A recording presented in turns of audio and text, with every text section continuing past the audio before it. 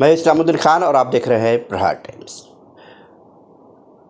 मुंब्रा शहर से कई पूर्व नगर सेवक जो है वो विधायक जितेंद्र आव्हाड का दामन छोड़कर अब अजीत पवार गुट में शामिल हो गए हैं, जिसमें एक बड़ा चेहरा जो काफ़ी विवादों में भी रहे, ज़फ़र नुमानी, इन्हें कलवा मुंब्रा विधानसभा का अध्यक्ष बनाया गया है अजीत पवार एनसीपी गुट में। और हमारे साथ मौजूद हैं नेहा नाइक भी जो है शामिल हुई हैं अजीत पवार गुट में। वो भी काफ़ी करीबी थी क्योंकि उनकी माँ जो है वो भी पूर्व नगर सेविका थी जितेंद्र आव्हाड की पार्टी में, लेकिन अब जो है वो भी अजीत पवार गुट में शामिल हो गई हैं और ये समाज सेविका का भी काम करती थी, लेकिन ये भी जो है अजीत पवार गुट में शामिल हैं। जफर भाई, आपसे जो है काफ़ी विवाद चल रहा था, काफ़ी विवाद माना जा रहा था आपके बीच में, और आप जो है हमेशा कहते थे कि हम जिएंगे मरेंगे तो जितेंद्र आव्हाड के साथ में, तो अभी आप तो वहाँ चले गए। अस्सलाम वालेकुम। देखिए इस्लामुद्दीन भाई, और मैं शहर के तमाम लोगों से एक बात कहना चाहता हूँ कि कोई भी अपना घर छोड़ना नहीं चाहता। बहुत ज़्यादा जब उसको अजियत दी जाएगी तो वो कहीं ना कहीं कुछ ना कुछ फ़ैसला करता है।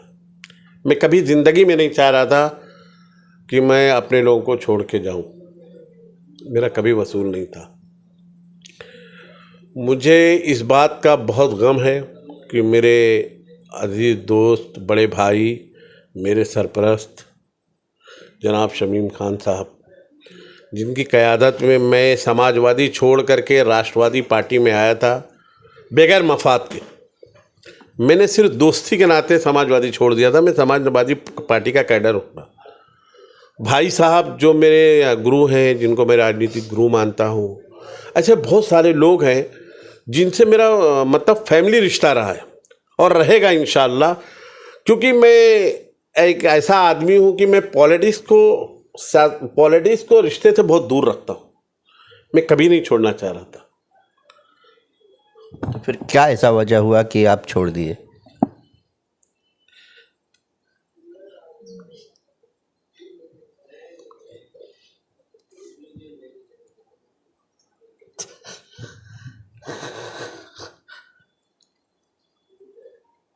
क्या वजह फिर क्या हुआ?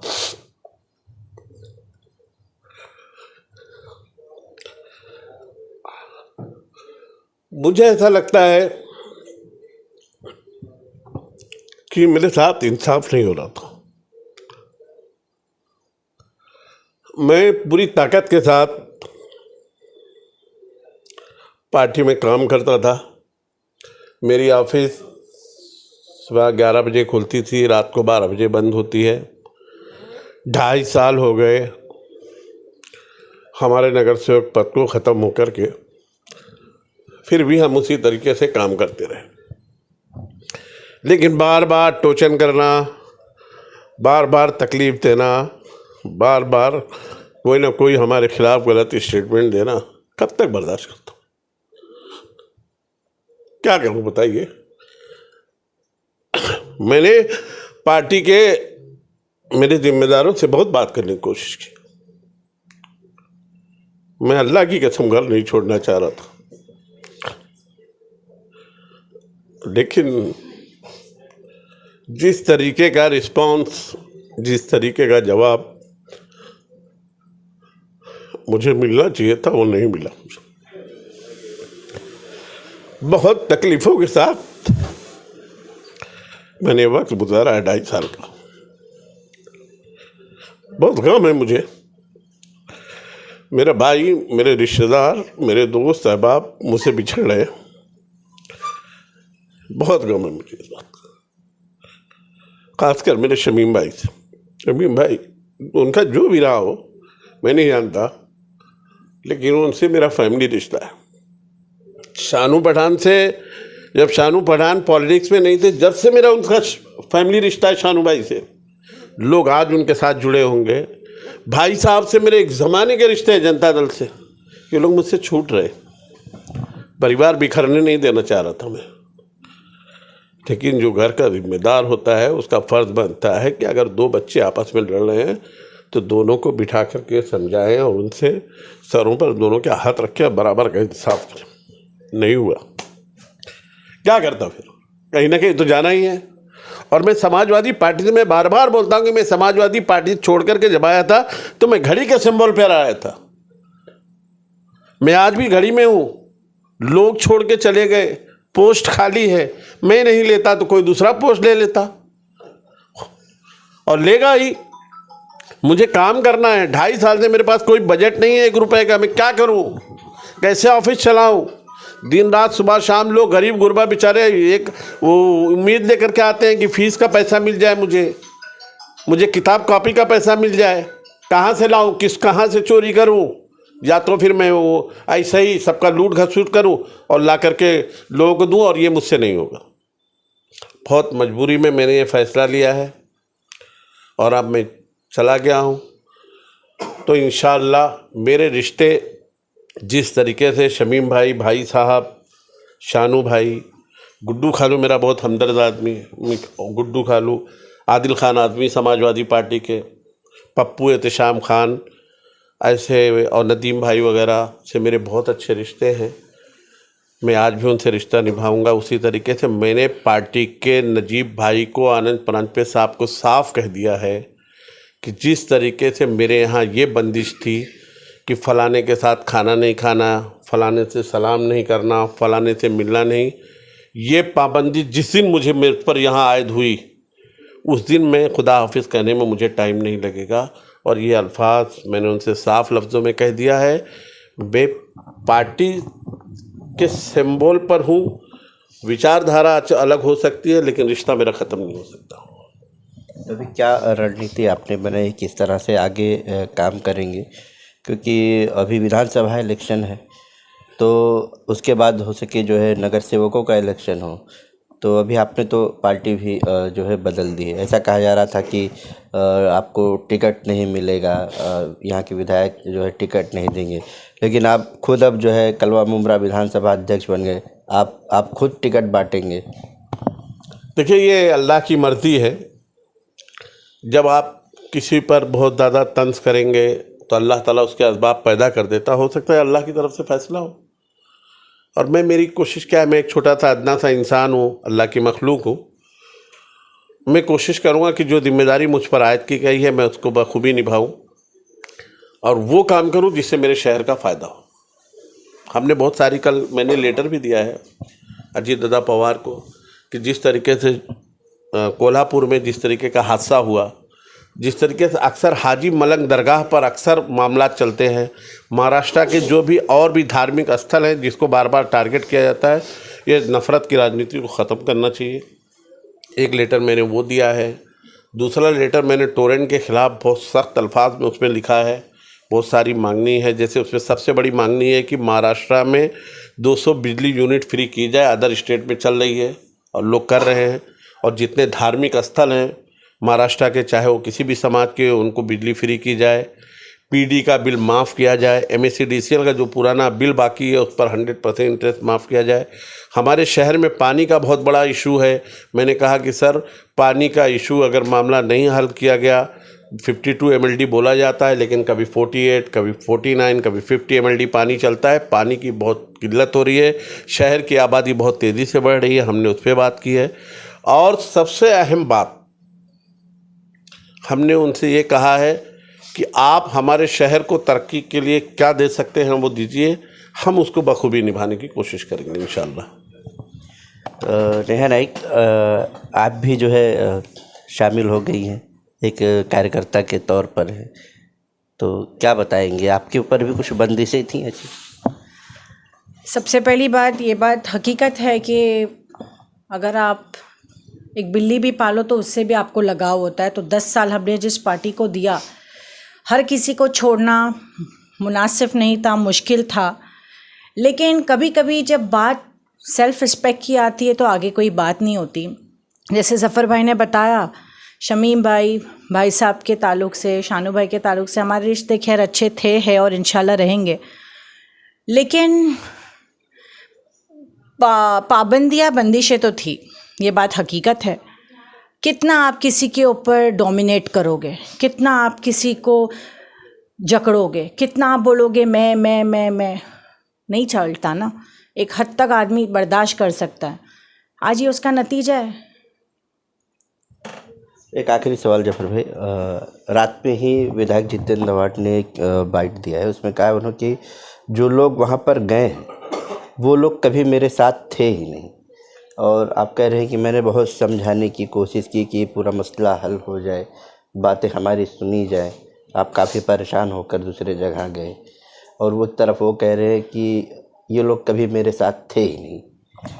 अभी एमपी का इलेक्शन हुआ है, मेरी कुछ उलमाओं से उस दरमियान बात हुई थी। कुछ उलमाओं ने मुझे कहा कि ज़फ़र भाई शायद हो सकता है आप राजन भाई की आपकी दोस्ती है, हो सकता है कहीं ना कहीं आप उनको मदद करते हो। मैंने कहा कि जब मेरे उलमाओं की ज़बान से अल्फाज निकल गए तो ये मेरे लिए आखिरी अल्फाज होगा। मैं पूरी ताकत के साथ और अपनी पूरी टीम के साथ इंशाअल्लाह पूरी कोशिश करूँगा। जो आप लोगों का फ़ैसला आ गया, उन्होंने कहा कि मशाल पे वोट करना है, मैंने मशाल के लिए काम किया, क्योंकि उसमें डॉक्टर जितेंद्र रावत साहब की इज्जत की भी दाव पे लगी हुई थी। हमने कहा कि हम काम करेंगे। और दूसरी बात ये बता दूं कि रावत साहब ने अगर मुझे ये कहा है कि 3 साल से मेरे साथ नहीं थे, तो उनको हो सकता है मुझे पार्टी से निकाल देना चाहिए था जब मैं नहीं था। तो फिर मैंने तो एमपी में भी काम किया है आपके, और आज भी मैं उन्हीं के नाम से कल से पहले तक उन्हीं से पहले नाम से मैं उनका काम करता था। दूसरी बात यह है कि मैंने उस इलेक्शन में राज ठाकरे ने जब कलवा में आकर के स्टेटमेंट दिया, तो सबसे पहला राज ठाकरे का जवाब देने वाला आपका ये छोटा सा भाई, छोटा सा कार्यकर्ता। अल्लाह ने जो मुझे ताकत दी थी, मैंने अपनी ज़बान से जवाब दिया। और उस स्पीच को एकनाथ शिंदे साहब, श्रीकांत शिंदे साहब ने अपने रूम में अकेले में बैठ के सुना और कहा कि ये कौन है, कौन इतनी बात कर रहा है, क्यों इतना जवाब दे रहा है। मतलब ये समझिए कि मतलब उस बात से उनको कितना नागवार लगा, क्योंकि मेरा एक वसूल है, मैं सच को कभी ना सच को सच ही कहूँगा, और मैं बुलंद आवाज़ में कहता हूँ। और मैंने कहा, उसका जवाब दिया। आप मेरी तारीख उठा के देखेंगे तो अभी कुछ लोग नए नए पॉलिटिशियन बने होंगे। मैं जब मालेगांव में फसाद हुआ था अबू आसिम आज़मी साहब के साथ में, उस वक्त से लेकर के मैं रिलीफ लेकर के गया था आदिल भाई का साथ में, चाहे यहाँ एनआरसी का मामला हो। एनआरसी के प्रोग्राम में मैंने झाड़ू मारा है, झाड़ू मेरे पास तस्वीर फ़ोटो किसी ने मेरा चलाया था। मैं हर सोशल फील्ड में रहता हूँ। अवार्ड साहब लीडर है, अच्छे लीडर हैं, काम करते हैं, काम करना भी चाहिए उनको। मेरा अवार्ड साहब से कोई शिकवा शिकायत नहीं, उनके पूरे परिवार से, रूता भाभी से मेरा कोई शिकवा शिकायत नहीं। वो लोग मेरे बड़े हैं, मैं उनकी बातों का हमेशा मैं बोलता हूँ ना, मैं हमेशा बड़े लोगों की बातों को दुआ समझता हूँ। हो सकता है उनकी बातों में कुछ असर हो, मेरे अच्छे के लिए कुछ कहते हो, मुझे उस बात का कोई रंज गम नहीं है। फिर से कहना चाहता हूँ कि राष्ट्रवादी मेरा एक परिवार था, परिवार टूटा है, मुझे इस बात का गम है। अब मैं इंशाअल्लाह नजीब भाई की क़यादत में हूँ, और इंशाअल्लाह नजीब भाई की क़यादत में, आनंद प्रांत साहब की क़यादत में मैं इंशाअल्लाह काम करूँगा। मुझे शहर का काम करना है, मुझे कोई किसी की भी सरपरस्ती हासिल हो, मैं इंशाअल्लाह काम करूँगा। हमारे साथ जो लोग कल पार्टी में प्रवेश किए, क्या पार्टी में थे ही, उसमें विशु भगत साहब हैं, रूपाली गोटे हैं, मेराज खान हैं, अशरीन राउत मैडम हैं, हफीज़ा नाइक साहबा हैं, महफूज शेख मामा हैं, डॉक्टर मुमताज़ हैं, वो ठीक है, मैं मुमरा के लोगों की बात करता हूँ। इतने सारे लोग हैं, कुछ लोग और कांटेक्ट में हैं, अजीज़ बाटा साहब हैं, राजू अंसारी साहब की जो भाभी हैं, जो नगर सेविका शादिया अंसारी है, तमाम लोग गए थे, तमाम लोगों ने अपनी मर्जी। अभी और भी कुछ लोग हैं जो लोग हैं कांटेक्ट में हैं कि उनके नजीब भाई के, वो लोग भी जा सकते हैं। मैं ये पूछना चाहता, सेवक हैं या नगर सेवक हैं, वो जा सकते हैं। हाँ, सबसे अहम बात, हसन भाई मरहूम जो मुन्ना साहिल भाई के बड़े भाई हैं, उनका बेटा सैयद, हाँ सैयद, वो विद्यार्थी सेल का प्रेसिडेंट बना है। कल उसने भी राष्ट्रवादी घड़ी की जो निशानी है उसका मफलर पहना कल उसने। मैं तो उसको देख करके मुझे भी वो हुआ, लेकिन मैं मुबारकबाद देता हूँ तमाम लोगों को कि वो बच्चा जिनसे उनके पारिवारिक रिश्ते रहे हैं, वो बच्चा भी आ गया। चलिए ठीक है, हो सकता है ज़फ़र नुमानी गलत था, तो सब तो गलत नहीं हो सकते। मैं सबको बहुत बहुत मुबारकबाद देता हूँ और मीडिया की टीम को मैं बहुत मुबारकबाद देता हूँ। मीडिया के कुछ भाइयों से मेरे हो सकता है, मुझे तो ऐसा मेरी तरफ से तो कुछ नहीं है, कुछ लोगों को अगर मेरी तरफ से कोई नाराज़गी है तो मैं आप ऑन कैमरा और शहर के लोगों से, जो भाई लोग मेरे बारे में गलत लिखते हैं, गलत बोलते हैं, चाहे वो पार्टी को चाहे पार्टी के बाहर के हैं, अगर मेरी बात से उनको कोई तकलीफ़ पहुंची तो मैं ऑन कैमरा उनसे माफ़ी मांगता हूं। तो आपने सुना कि ज़फ़र नुमानी और हफीज़ा नेहा नाइक ने बताया कि किस तरह से जो है वो जाना तो नहीं चाहते थे, लेकिन काफ़ी मजबूरी थी, जिसकी वजह से उन्होंने अजीत पवार गुट एनसीपी में कल जो है प्रवेश किया है। और ये भी कहा जा रहा है कि आने वाले समय में मुमरा की भलाई के लिए आगे वो काम करेंगे।